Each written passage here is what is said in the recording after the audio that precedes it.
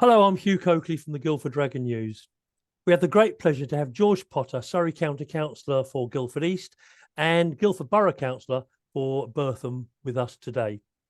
He also takes responsibility for climate change for Guildford Borough. George is here today to answer questions about the Guildford Borough's Council's Climate Change Action Plan, which was adopted by the Council's executive at the end of February 2023. So welcome, George, and thank you very much for talking to the Guildford Dragon News. Happy to be here. So the new Climate Change Action Plan sets out how the council will achieve net zero carbon for its emissions by 2030.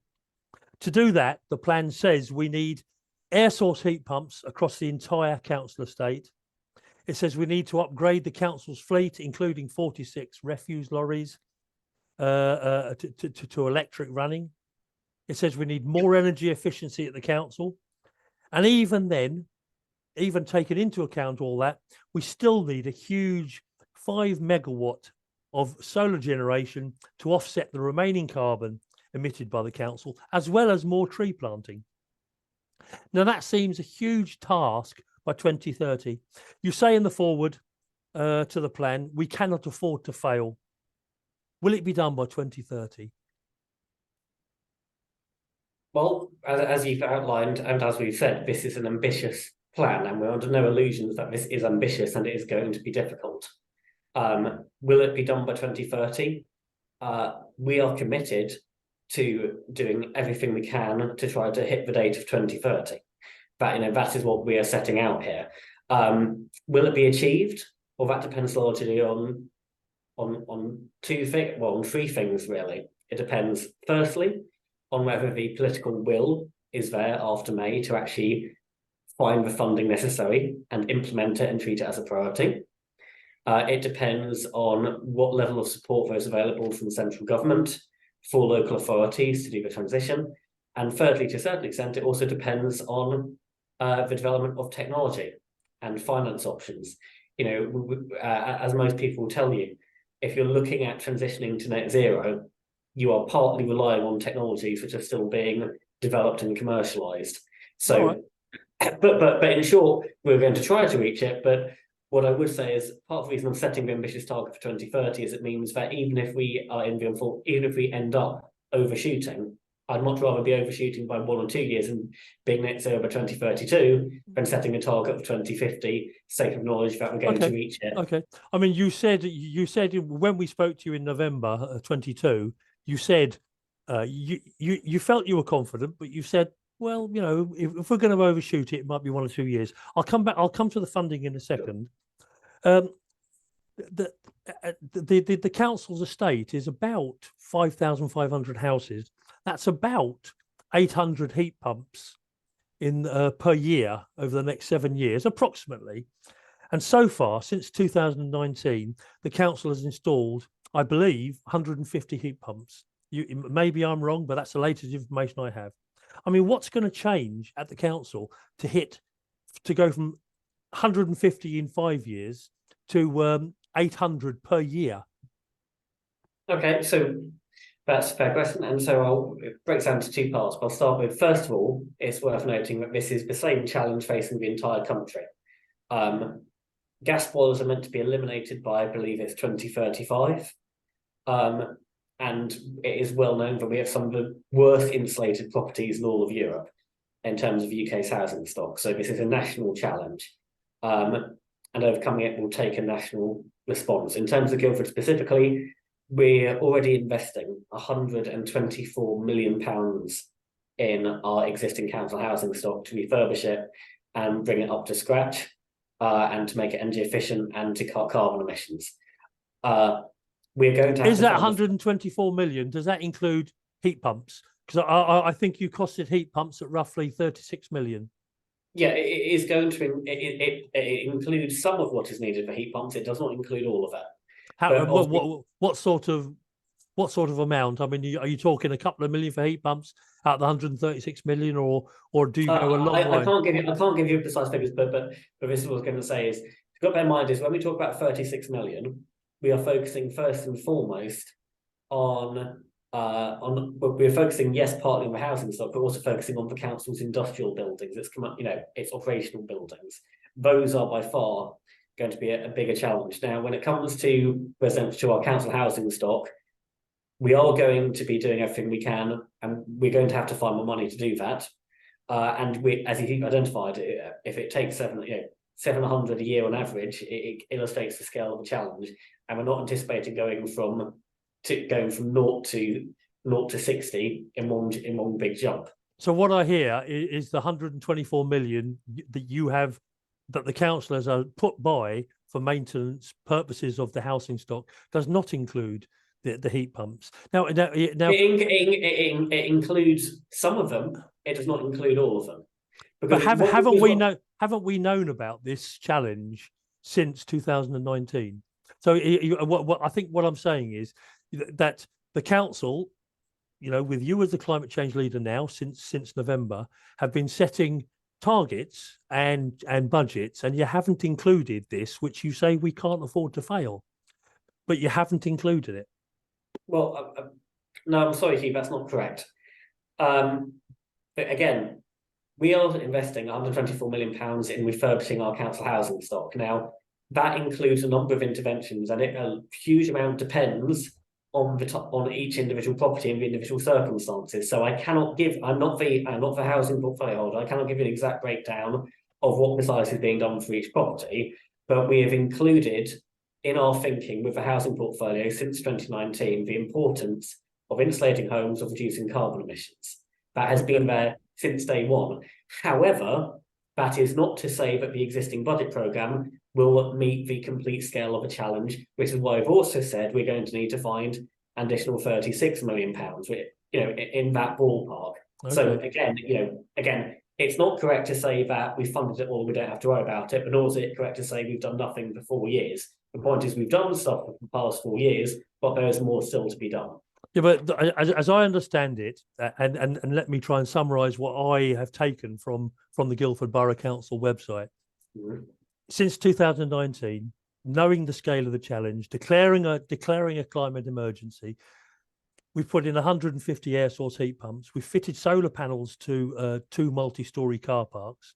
We've installed 20 electric vehicle charging points. We've improved biodiversity. We've held 2 car-free days, and we've improved collecting utility data for better reporting. Now, when you say we can't afford to fail,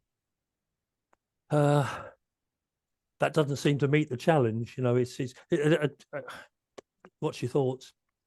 Okay, well, again, this is for 2 things. One, this is why we have a climate change action plan spelling out the scale of the challenge ahead. Is because until we have adopted this, until the climate change action plan was adopted, there was no framework on which to hang the scale of the big projects that we need in order to accomplish this transition. Okay. So first of all, there's that. This is why we have a climate change action plan in the first place, is to enable us to say, right, we've agreed this, now we need to embark on the specific projects.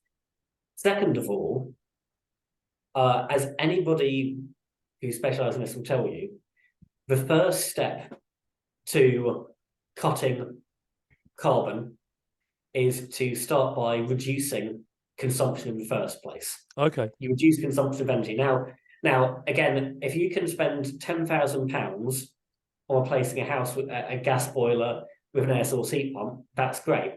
But if you're going to save more energy by spending £5,000 better insulation, you can't have £5,000 insulation. And that's the approach we've taken. And I appreciate it, and I will say in fairness, we have not done the best job in the world of saying on the website what we have accomplished over the past 4 years. Okay. And what is put out there is that doesn't reflect the full picture. And that is a failing on our part. But to be clear, we're not. What do you think we're spending this £124 million on? It's not just on fresh coats of paints and new kitchens and new bathrooms. But we don't know that. Okay, let me move on. You say you talk about 5 megawatts of solar power generation required. Now that's a big undertaking. The University of Surrey have got plans for a 12.2 megawatt solar power generation on Blackwell Farm. It's not easy, as they know, and it's not cheap. So have you identified land? Or do you have something else in mind? Briefly, please. Yeah, briefly. So Yes and no at the same time, to answer that two-part question. So we do have land in mind. I mean, one thing that I'm quite keen on is going to be for us to put solar canopies over our surface car parks. So think the Spectrum or park and ride sites. We would also, if we go down that, we'd also be keen on trying to get other businesses and institutions in the area to sign up to sort of a joint scheme. So, for instance, if we're installing solar canopies on a half a dozen Guildford car parks, you may as well ask other, the hospital or the university whether they'd be interested in joining up the scheme as well. That's part of it. We are also aware we're going to need to identify land in addition to that to achieve this. And that's also something where we're looking at working with the county council as well to see where are going to be suitable sites for doing this. So again, part of it's been identified, but not all of it. And for me, this is going to be a big priority because I think, again, it's something where I think if we do it right, we've got the opportunity to be a pioneer in this area. But again, it's partly identified, it's partly still to be identified. It's a big undertaking if you're having to depend on third parties. Again, we don't wish to depend on third parties, but we do recognise that we'll be able to accomplish far more if we collaborate with third parties to get. Can we do it without third parties? Attempt. Can we do it without? Can GBC do it without third parties? You're talking about in the region of about 25 acres of solar panels. Again, it's going to be a challenge, and the short answer is, could we do all of that on the pieces of land owned by council given its current usage classes? No. So we will have to look. It's going to be a case of looking at what is the best possible way of doing it. So you are going to depend on third parties, and therefore that's a huge complication. Well, no, not necessarily, because again, if for instance the council buys a piece of land for this purpose, for instance, that's not dependent on third parties. But again, the question is buying a piece of land and putting a solar farm on it necessarily the most efficient option, or can we make use of urban sites which are currently based, like for instance car parks or commercial buildings roofs? All right. Or for instance, we've got a Slyfield industrial estate, many buildings which are owned by GBC, and which again is potential surface area which you can be putting solar panels on. So the answer is, it is still to be decided. But again, that's why we've got this ambition in the first place, because we recognise we need to do this. And our question is, how do we go about doing it? What is the best? The work in total to hit the 2030 target is estimated at 59 million. You alluded to where the money was coming from at the early. Could you let us know where you think the money is going to come from? So it's going to come from a number of different areas. Part of it is going to have to be capital projects financed by the council itself, potentially using receipts from various capital projects or various capital assets and all the rest of it. Part is going to be heavily dependent on central government funding in certain areas. You've also got pots of money, like already we've got something which is it used to be called Cllr, it's called something else now. It's basically a government scheme to let councils borrow to fund energy efficiency improvements or energy generation. All right. We're also going to be looking at potentially exploring things such as climate bonds, which members of the public can invest in. So we're going to be looking anywhere and everywhere to find the funding available. All right. So to give us a feel for it, 59 million. You've got 4 areas there. You've got some from capital funding. What sort of proportion, broadly, do you anticipate coming from GBC capital funding? I cannot give you an answer. To be clear, we adopted the Climate Change Action Plan just over a fortnight ago. I am meeting next week with a finance team to start discussing this. But again, I think something that I should say is that one of the challenges in local government is that things have to go through a mandate process for any new capital project, regardless of where funding is coming from. So I would be lying if I said I could give you an accurate prediction of by 2030 where this money will have come from. I will wager you good money that at least 10-20 million is probably going to have to come through GBC capital projects, probably more. But is that going to necessarily be using entirely Guildford's own funding, or is it going to be using grant funding? Or again, I can't give you the answer. It's going to be, and we won't know the answer until we get to the end of the process. All right. Do you see this as a Lib Dem climate action plan, or is it a coalition climate action plan, an R4GV and Lib Dem action plan? Well, it's a Guildford Borough Council action plan. It was developed, led by officers, and particularly with heavy input throughout from the Guildford Climate Change Board, which is cross-party and includes external appointees to, and specialists. Which I'll say in passing by, it's a shame that none of the local press seem interested in reporting in what the Climate Change Board does, but it has been a whole Guildford plan.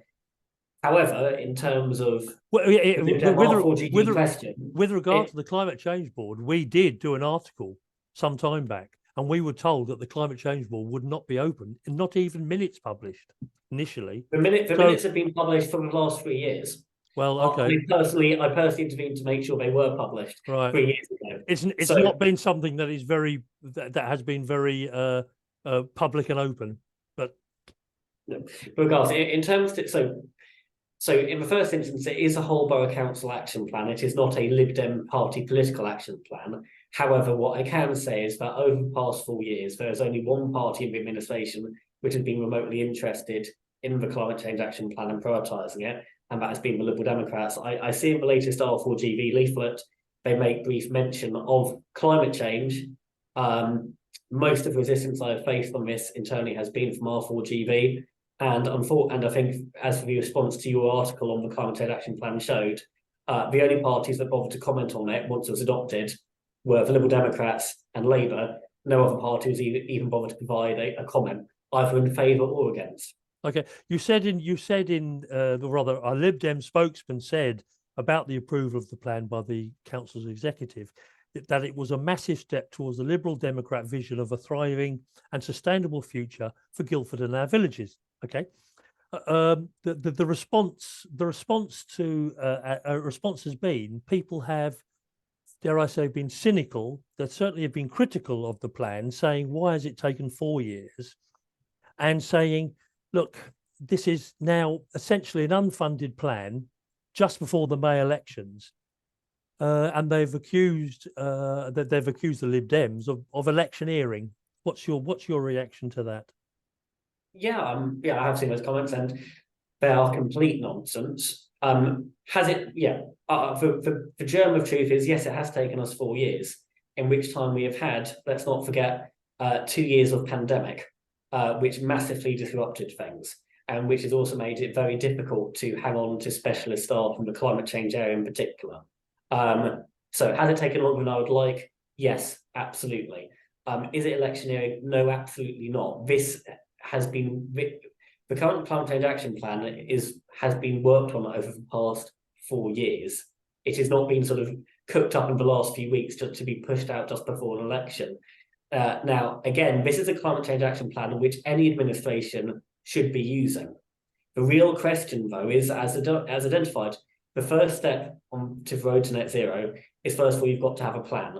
Second of all, you've got to find the funding to make it mean something. The question at the election is going to be, which parties are committed to finding the funding and which parties have their priorities in other areas. I think at the moment, the only party which has any interest in funding this plan, based on everything I've seen over the past 4 years, is the Liberal Democrats. Others might be more, like R4GV, might be more interested in, for instance, the town centre master plan or the towpath weir, and which again are perfectly valid points, or pushing forwards an all bells and whistles review of a local plan. But again, for us, the number one priorities, climate change, affordable housing. All right, George. We interviewed you 4 months ago, last question, and you said being a member for climate change was your dream job. Now you've had time to assess the scale of the challenge, the scale of what you've got to do. Is it still your dream job? Absolutely. It has already been far more work than I expected, which is perversely sort of what I expected. I expected I'd have no idea what I was letting myself into. But no, this is crucial. There is nothing else more important to the future of our communities, our country, or our world. And sure, lots of people could sit in this chair, but I'm really glad to be sitting in it because I see there's a huge amount we can do, not just in terms of what the council does operationally to deliver this, but in terms of working with the community and with local businesses to make this a reality. it has been a real battle to get the climate change action plan through. The amount of internal resistance in different areas I've had to fight has been huge. Having got it in place, I really, really would like to be in place for the next 4 years to make sure that it is delivered properly. Where's the internal resistance come from? Or Officer, political? No, well, it's been that some areas of the council have been more reticent about what this might mean. You know, about sort of the reticent about taking on a commitment. A bit when they're already struggling financially to fulfil existing operations. When we had this come before the joint executive advisory board a week before it came to executive, which again, you know, it's a shame there's no media reporting on it. There's a lot of reticence there from councillors, from Labour, from Guildford Greenbelt Group, from R4GV, some people who just poo-poo the idea of it, some people who go off on weird tangents about different aspects of it, you know, or who want to try to shoehorn the local plan into every single topic. You know, and partly it's been people with internal resistance from, in some cases, from coalition colleagues in terms of, well, do we want to be making a big financial commitment about something? And the answer is, well, sorry, in my view, is the council made this commitment in 2019. We declared a climate emergency unanimously. We need to put our money where our mouths are, but obviously some people are keener on that than others. All right, George, thank you very, very much for talking to the Dragon.